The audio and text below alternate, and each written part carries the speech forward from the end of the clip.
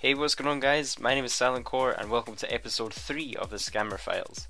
This time we have a lure submitted from Majick. This is a really unique lure called the iLure, appropriately named because of the teleport to Annakarl, I think that's how you say it, and I believe it was actually invented by GLB clan. It was technically doable for quite a long time, but lurers were only just made aware of it for about 3 months before it was patched. The lure was really unique because you didn't have to drop anything, and it was a wilderness lure and your victim would have no idea that they'd be going into the wilderness. So how is it done? You would have one person talk to the victim for a while and they'd mention how they've made money through exploiting scammers, and at this time the scammer would swoop in, show them some money and offer it to them just to get them interested. Now there were lots of different things the convincer could say in terms of what the scammer was doing.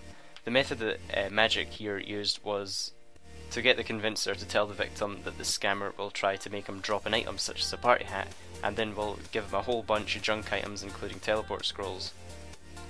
He will tell the person to give him back these items with the party hat on the ground, left clicking, and once it comes down to the teleport scrolls, the lure is just going to decline the trade and make him click on that teleport scroll.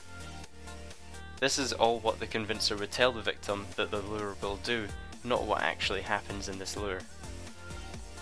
The convincer would also tell the victim that to make him trust him enough to drop his party hat, he will first give you like 50 mil cash before you drop anything, just for wearing the party hat, and if you trade him back the junk in the same way, just to show that you'll do it.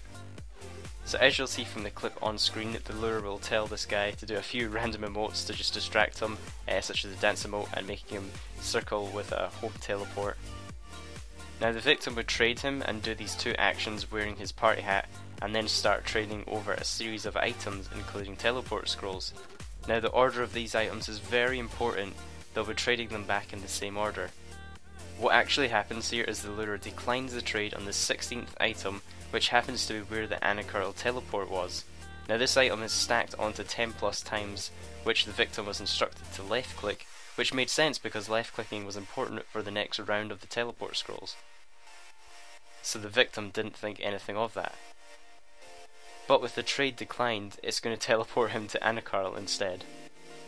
Where, yep, you guys guessed it, there was a sabotage in place. As you can see, there's killers waiting here in the single and in the multi-zones, and are just waiting in this Annakarl teleport spot, and they can just kill him once he arrives there. He's completely helpless.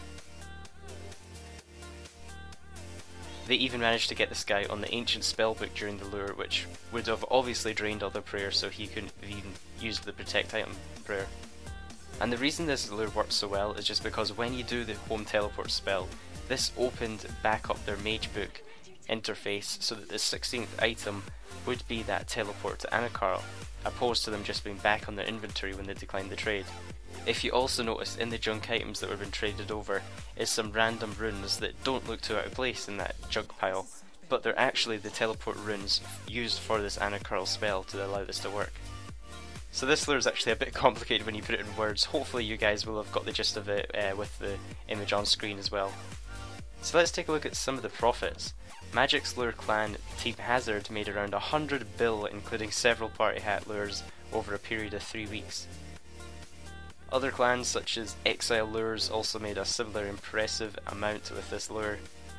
iLureRS also sent me a couple of videos with some staggering profits he made from this one. This lure was patched with the release of RuneScape 3 on the 22nd of July 2013, and the new interface system destroyed the nature of this lure, which actually relied on the precise placements of these 16 items. So this lure is no longer doable, so don't try it. So I hope you guys enjoyed the video. A massive thanks to Majick for sending me a lengthy description of how this lure worked, and for the video I'll link his channel on screen. I'm also hoping in this series to cover some really old school lures, so if you guys have any videos stored away in your files or something, please upload it to YouTube unlisted and send me a personal message on YouTube or something, and be as detailed as possible with your explanation of how it was done. And I'm not a scammer or a lurer or anything, so this series does depend on you guys sending in footage from lures that have occurred through RuneScape history. If you guys enjoyed and want to see more, be sure to leave a simple like and a favourite, it really helps out the video. And if you guys weren't already aware, I am going to be away this weekend, I'm moving house, so hopefully I'll have some new videos for you guys in the near future. If you guys missed last Saturday's video, I'll put a link on screen. It was a really cool glitch episode where you could get unlimited insta-kill darts, so check it out if you haven't already.